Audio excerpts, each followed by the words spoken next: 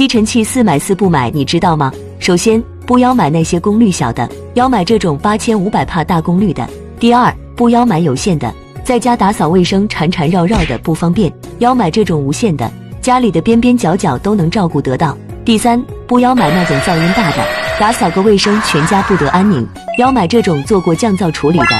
第四，不要买那种单一吸头的，要买这种赠送多个吸头的，满足日常清洁的需求。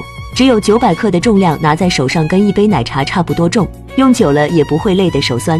像我们平时打扫不到的沙发缝、窗户缝、门框缝都可以用它来搞定。尘和滤芯都是可以拆下来清洗的，使用完用水一冲就干净了。如果你也经常做家务，就别犹豫了。